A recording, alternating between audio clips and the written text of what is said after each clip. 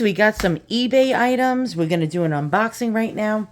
I'm not sure what this is. I ordered multiple items, so this is going to be like a mystery. Let's get it opened. All right. We want to be very careful not to cut into the actual item. And I'm going to try it this way first, because I don't even know where it is in the envelope.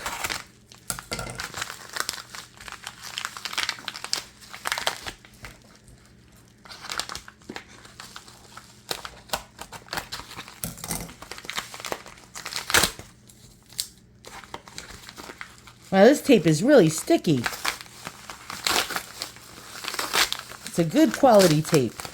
Or whatever, sticky that they put on this envelope. All right, you ready? Here we go.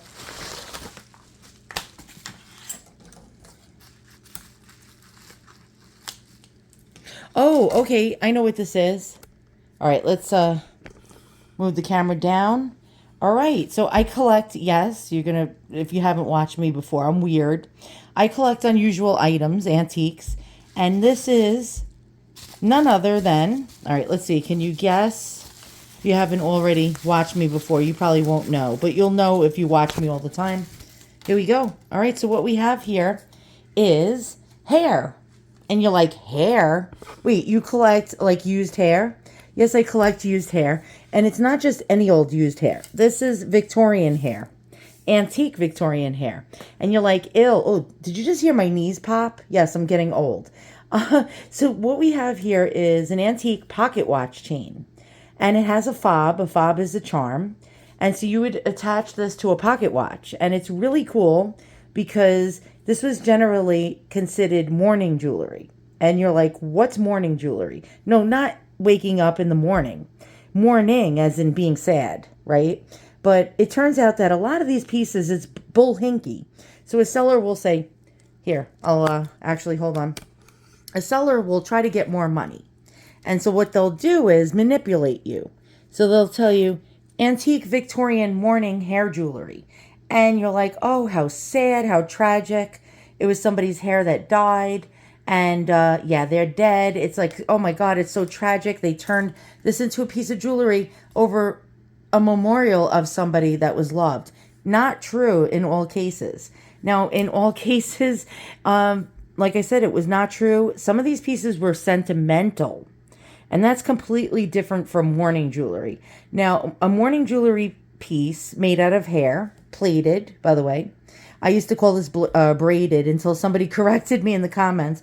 Basically, it came in all different kinds of jewelry. It didn't have to be pocket watches. Pocket watch chains, that is. It could be rings, bracelets, necklaces, lockets, earrings. Have I covered it all? Pretty much so. Yeah. Also, they placed them in shadow boxes.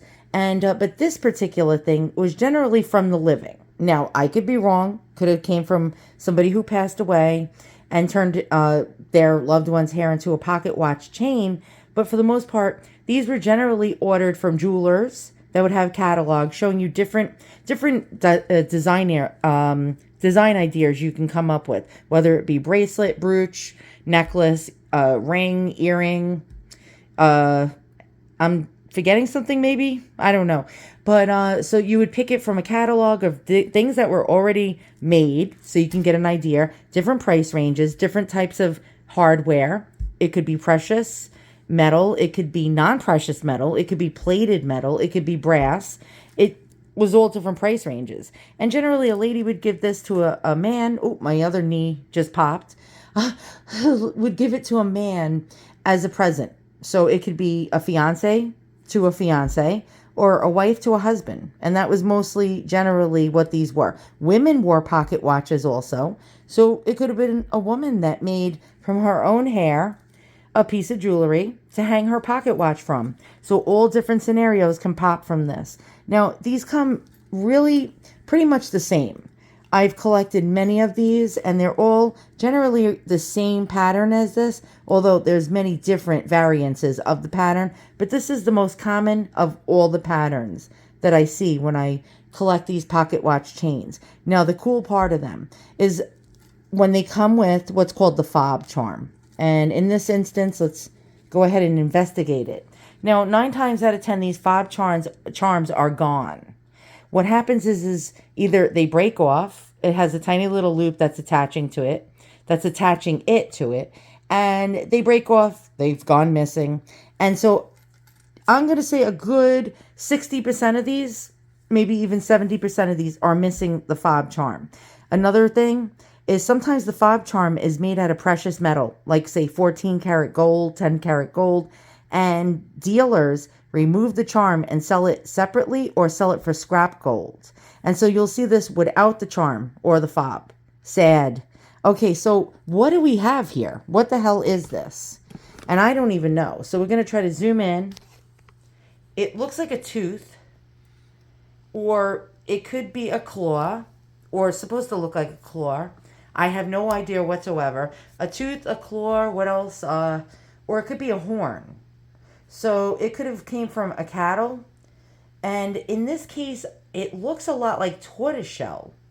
A turtle shell. It could be, I could be wrong. I'm not an expert. Let's investigate this even more. You see like this goldish stuff? It might have been painted on. I don't know. But it feels hard to the touch. How can you tell if it's tortoiseshell or not? They did make a lot of faux tortoiseshell. So it could be faux tortoiseshell, but here we go. Here's a pattern. So my guess, it's made out of possibly horn, most likely oxen horn or something like that. Look at that. Look at that beautiful pattern. Let's try to zoom in there more.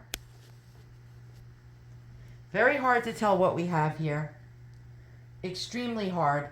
But it could be tortoiseshell. Don't know. Or it could have been painted with gold paint to give it a tortoiseshell appearance, which tortoiseshell was actually very expensive. Now, the next thing we're going to look over is look at the intricacy of this weave or this plating. I don't know if you could see that, but wow. Do you know how long this took to make? I can't even imagine. So the ladies mostly weave these. And what happened was there was some kind of scandal going on with these pieces. Really interesting. Sometime in the Victorian era. By the way, this was actually popular from the Middle Ages all the way through the Victorian era. Went out of favor just at the end of the Victorian era. The beginning of the Victorian era, it really took off in a huge way because Queen Victoria had a loss. Her beloved Albert, Prince Albert, or King Albert, whatever you want. I'm really not well versed. But I do know her husband, Queen Victoria's husband, died. And she took locks of his hair and made multiple jewelry pieces out of it. So she put one in a locket. She put like multiple things of his hair in different pieces of jewelry. It caught on all over the world, became very popular. And then Americans, Europeans, and the British started really doing this hair jewelry stuff.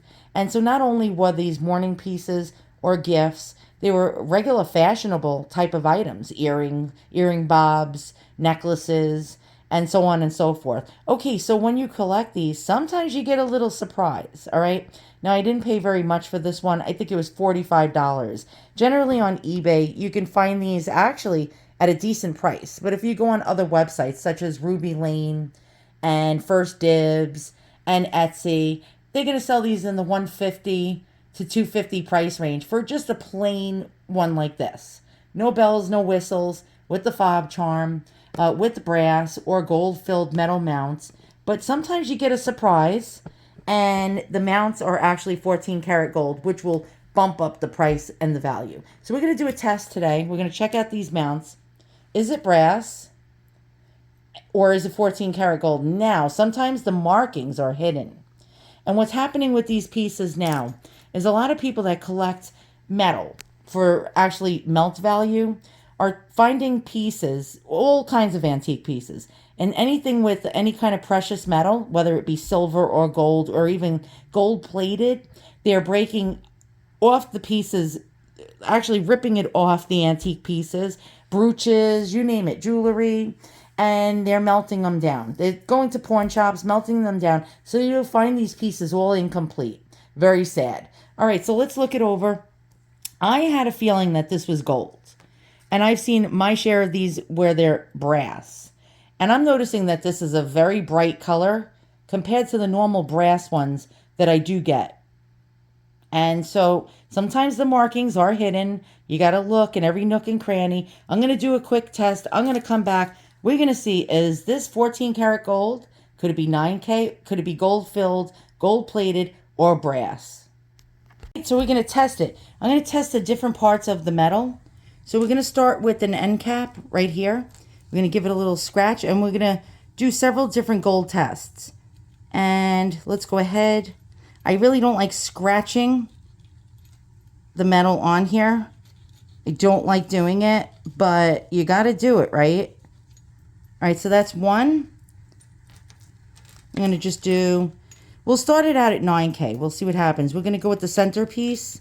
The centerpiece is going to be here. And if it disappears, then it's not gold. All right, and then we're going to do the toggle. And the toggle is completely different. I don't know if you can notice this, but let's go ahead and check. All right, so let's do our gold test really fast. We're going to start out at 9K. If that dissolves, then it is not gold.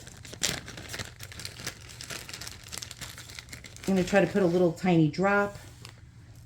This is our 9K acid. Acid. I put way too much. All right, way too much. You don't want to put that much. Okay, so this is real gold. You got to wait like 30 seconds, seriously. But so far, it is not dissolving our streaks. Take a look at this. All right, so we got 9K gold so far. I'll be back. Okay, so a time elapse of 3 minutes has passed, and none of the things I scratched has disappeared.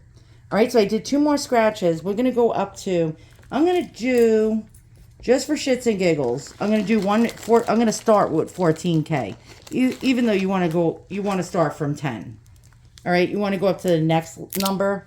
We're going to do 14. All right, on this spot right here.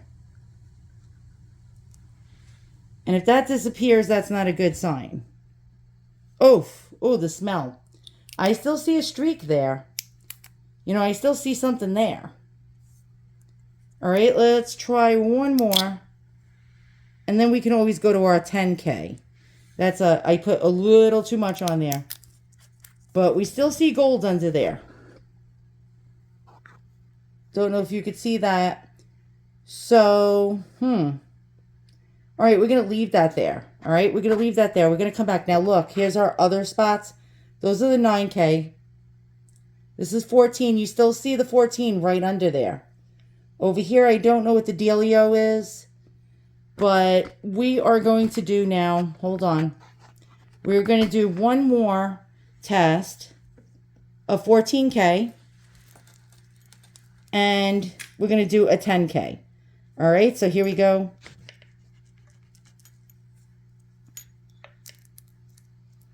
I don't want to touch this to acid. If it's not, you'll destroy your metal. Yeah, this was dumb. This was not, okay, don't do this at home. And I'm not wearing gloves. You're supposed to be wearing gloves. All right? Always wear gloves when you do these tests.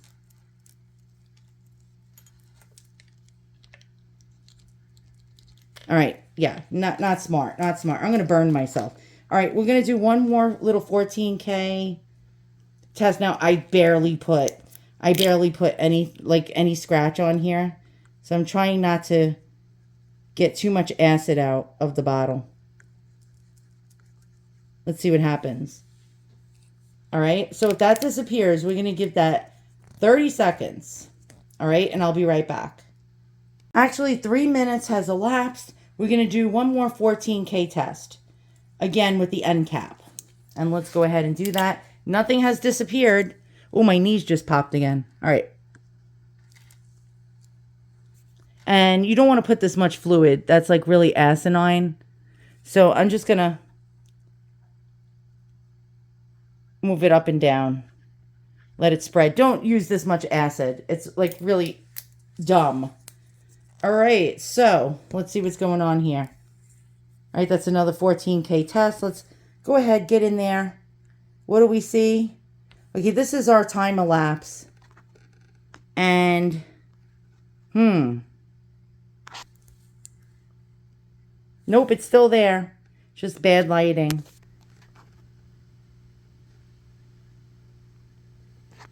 I still see streaks. And these are all our 14 karat tests. Here's one we just did. Now your acid could actually go bad. This is again 14K, 14K. It's another 14K test. Another 14K test with a light scratch. This is the one we just did, I believe. And this was the 9K. Now, is it still there? That is the question. Very hard to see with the lighting. I am going to try to put my flash on. And do we see anything under there? And I do see it. Yes. Okay. Yes. I still see it. Yep, I see it. You see it? You see the gold under there? All right, here's our 14K tests. All right, we got 14K. It's been at least over 30 seconds, okay? Yeah, we definitely have 14K. Holy shiz. All right, so, wow. All right, we really got lucky for 45 bucks, okay? We really got lucky. And look how shiny that is.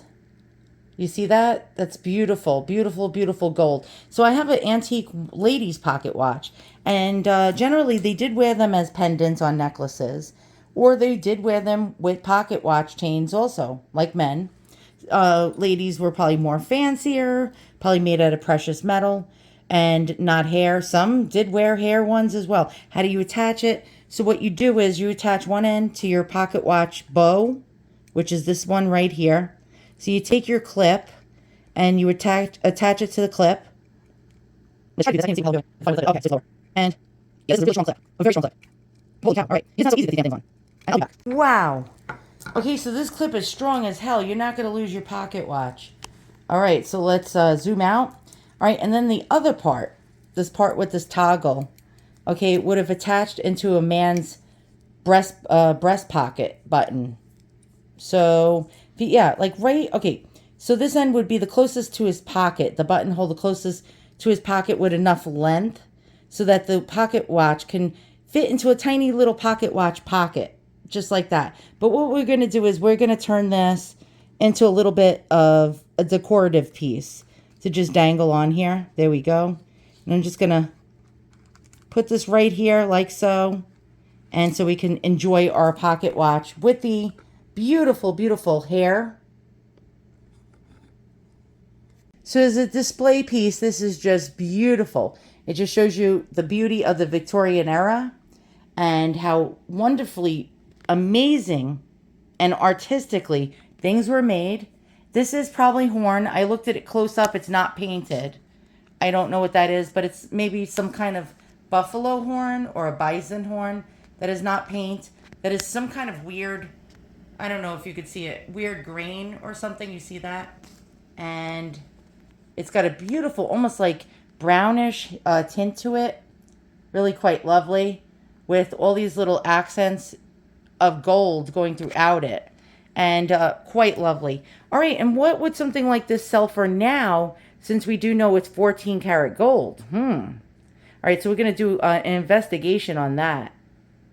So generally, I see a lot of these sell in this price range, $149 with the brass fitting. Whoops, nope, we don't want to save 10% because we want to like get this for $45 on eBay.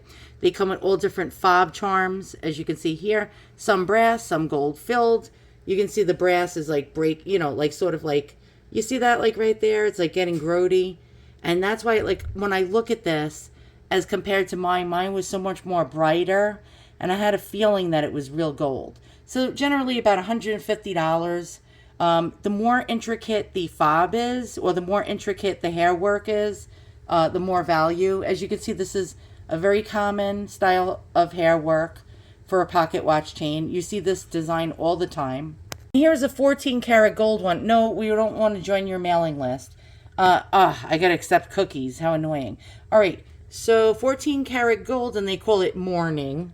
They're actually preying on you. Dealers prey on your sympathy by doing things like that. All right, and this being sold for $400, down from $599. Again, it goes by gold weight sometimes, or intricacy. But this is 14 karat gold. We got the fittings in 14 karat gold. And if you look, I mean, that looks really toasty, doesn't it? But it is dirty. These things get patina on them. They get dirty and old. But this is basically a very common type of weave that you will see. Almost every single one that I have in my collection have this same weave. Well, I do have more interesting ones. So about $500 to $600 because of the gold. Here's another one in my collection I absolutely adore this one. This one has brass and gold-plated fittings with, look at this, the fob is an actual photo. All right, a family photo. Let's flip it over to the other side as well. We have the whole entire family right there on some kind of, like, I don't know what they use to make this. And there you go. That's like a really nice one because it's like a triple thick rolled rope type of plaited hair, and it's not like our common one that we see here. If you are collecting these and they don't come with 14 karat gold fittings on them, don't be dismayed, because I'm going to tell you now, at least like 70% of them, 75% of them did not come with precious metal and were either gold filled, gold plated, or brass. And so it's not really uncommon to see them in brass or gold filled. It is uncommon to actually see them in 14 karat gold. Here's our really interesting fob. This is another reason why this is more desirable. The more unusual the fob, the more value. So if it was brass, say, but we had a really cool charm, like a really amazingly unusual charm that you don't see often, that could actually put that over the top into 14 karat gold price range. So the fob does mean something too. This is unusual. You don't generally see this type of tooth or claw type of fob. I don't see them generally very often. How old is this? This is probably circa, and I'm no expert, circa 1880s to about 1900. I'm going to say right around there. How do I know? Well, I've been collecting these long enough to get a basic idea about the patterns.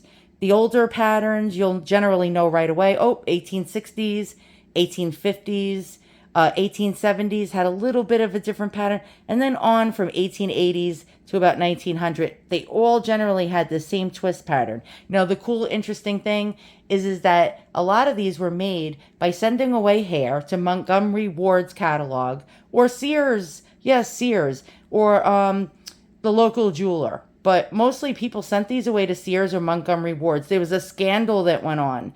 Apparently, there was some kind of news that they were using other people's hair to make these. Because say it didn't have enough to make a really fancy thing that you picked from the catalog, they would mix it with other people's hair. And so then people stopped trusting it, totally went out of favor. Right around about 1900, that was the end of these. And then you didn't see the hair pocket watch chains or jewelry pieces anymore because people stopped trusting them. When people stopped trusting them, but they still bought them, they bought special manuals and books and did it themselves. There's a whole lot of actual instructions you can find on the internet still around today showing you how to make these at home. And so women started to stop trusting the jewelers and Montgomery Ward's and Sears because they were bullshitting them into giving them other people's hair. And they didn't even know if their own hair or their loved one, if it was a mourning piece, was actually in the thing. There was scams going on. All right, so I hope you learned something. I hope you had fun. Thanks for watching. So we got 14 karat gold. Beautiful. I mean, I had a feeling it was so bright. I could tell compared to the brass ones that I've seen in my collection. When you see gold this bright, it's generally real gold and not brass, but it's it's pretty cool. All right, this was a great score at 4. I got cut off. So I was saying this is a really, really nice score for $45. And even if it wasn't gold, I would love it nonetheless because it's really, honestly, it's gorgeous. Very, very well done. Extremely intricate. Although it's a very common type of hair plaiting pattern, I love it. I love the little, I don't know, tiger's eye tooth, whatever the heck this may be. Oops, I found a hair. It came from the necklace. It's a little skeevy, you know? But whatever, all right? Thanks for watching. I'll see you guys on the next one. I have a bunch of unboxings to be done this week. Oh, yeah. I'm going to be uploading at least 10. So if you like what you see, you like interesting, unusual, weird things, check out my channel and hit the subscribe button. Hit the bell notifications for all. And every time I upload a video, you'll get notified, hopefully.